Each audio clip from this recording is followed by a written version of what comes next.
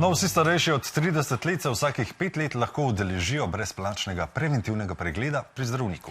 To možnost nudi program Skupaj za zdravje, ki v Sloveniji poteka že več kot 20 let. No, s tem država v bistvu spodbuja pravočasno odkrivanje kroničnih bolezni, ki so pogosto dolgotrajne in zato povzročajo tudi veliko družbeno breme.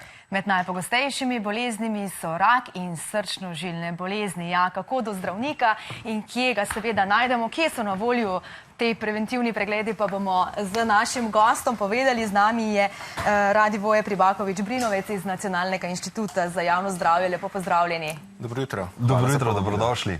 Ja, preventivni pregledi torej potekajo po vsej državi. Kje lahko najdemo oziroma kako pridemo sploh do teh preventivnih pregledov? Nekako potekajo v vseh zdravstvenih domovih, se oglasimo pri družinskem zdravniku, koga pokličemo? Ja, tako kot ste napovedali, je pregled dostopen v pravzaprav vsaki ambulanti družinskega zdravnika v zdravstvenih domovih in pri zasebnikih koncesionarjih. Kako najdemo?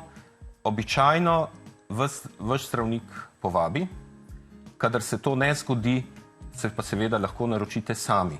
Pokličete v ambulanto, poveste, da bi želeli priti na preventivni pregled, vas naročijo in potem steče cel postopek.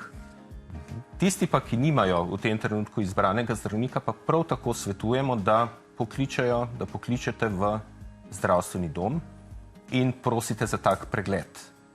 In zdravstveni dom vam ga lahko zagotovi, kljub temu, da nimate v tem trenutku izbranega zdravnika.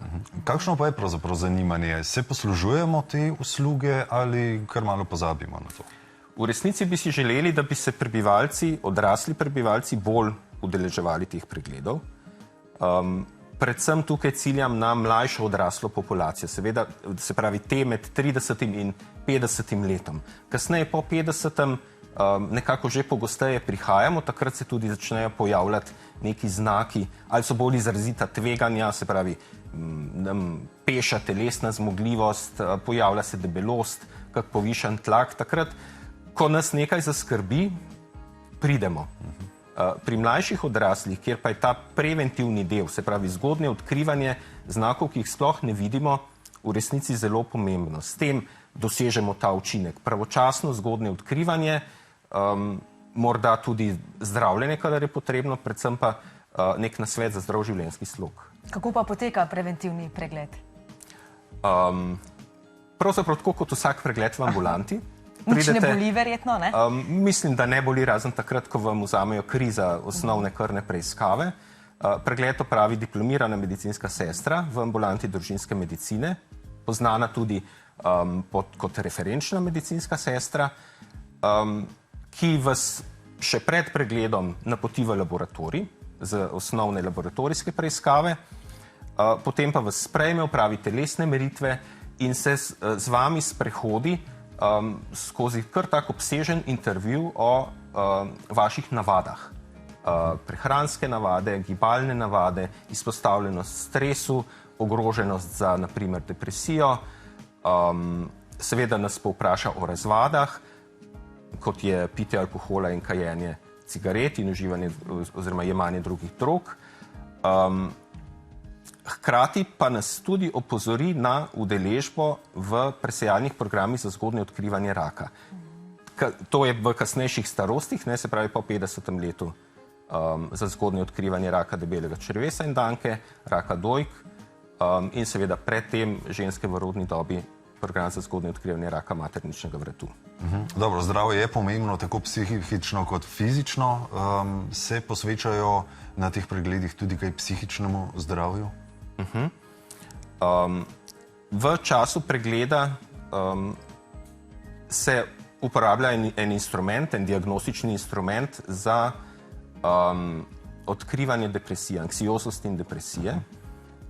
Seveda povprašamo tudi o stresu, se pravi o teh nekih nevarnostih izpostavljanja stresu v smislu, kako pogosto ga občutimo, ali se v, ne vem, med dvema dogodkoma ali med dvema delovnima dnevoma uspešno odpočijemo na ta način. Se pravi, predvsem pa, kot ste vprašal, zgodnje odkrivanje ali odkrivanje anksioznosti in depresije kot najpogostejših težav, s katerimi se odrasli srečujemo pri duševnem zdravju. Če se na preventivnem pregledu nekako ugotovi, da so se pojavili določeni simptomi za neko bolezen, kako potem naprej? Se pacienta napoti k zdravniku, kako poteka potem nekako zdravljenje ali pa spremljanje te bolezni? Tak pregled ima 3 izide na nek način. Se pravi, zdrav in brez dejavnikov tveganja, se pravi, grem normalno naprej z osnovnimi priporočili. In se vidimo čez 5 let. Potem je seveda zdrav, vendar z dejavniki tveganja, kot je naprimer prekomerna telesna masa, neustrezne prehranjevalne navade. Zdaj, taki osebi, odvisno od starosti in odvisno od drugih tveganj, ali samo svetujemo življenjski slog ali pa usmerimo uporabnika v center za krepitev zdravja, ki je pač poseben del zdravstvenega doma, kjer potekajo te preventivne obravnave za zdrav življenjski slog. Če pa že v preventivnem pregledu medicinska sestra odkrije znake bolezni, nas pa potem takoj obravnava tudi zdravnik, da ugotovi, ali je potrebno zdravljenje ali zgolj spremljanje. In če se ugotovijo tveganja, potem je naš naslednji preventivni pregled že čez 1 leto ali tudi prej, odvisno od našega zdravstvenega stanja in slike, ki jo ugotovimo. Katera pa so tista tveganja, ki se jih najpogosteje recimo odkrije, za katere niti ne vemo prej? Holesterol? Ja, tisto, kar odkrivamo, drži. Maščobe v krvi, se pravi holesterol, trigliceridi, krvni sladkor, izmerimo krvni tlak, potem smo pa že pri življenjskem slogu, se pravi, kajenje je tisto, ki močno povečuje tveganje za pravzaprav celo paleto kroničnih nenalezljivih bolezni, pitje alkohola, prekomerno pitje alkohola prav tako. Potem se pogleda recimo tudi predvsem pri kadilcih nek dihalni status v smislu zmogljivosti pljuč, se pravi, pravi se spirometrija, pri nekaterih tudi EKG. Skratka, iščemo znake, ki so za precejšnje število kroničnih bolezni skupni. To je nekaj, kar vemo že zelo dolgo časa, da so ti dejavniki tveganja pravzaprav vsem kroničnim boleznim nekako skupni. In s tem, kot na tem področju delujemo, pravzaprav vplivamo na zmanjševanje možnosti za razvoj številnih kroničnih bolezni, od raka do srčno-žilnih. Glede na vse te izsledke preventivnih pregledov, kaj bi rekli, kako zdravi smo Slovenci? Skrbimo za svoje zdravje? Jaz bi rekel, da smo kar razslojeni. V tem smislu, da so številni zelo ozaveščeni o zdravju, o skrbi za zdravje. Drugi pa spet ne. Pozna se zagotovo socialna razslojenost, v smislu, da pri osebah iz nižjih socialnih razredov večkrat pogosteje odkrivamo tako dejavnike tveganja kot same bolezni. Žal je tako, da na zdravje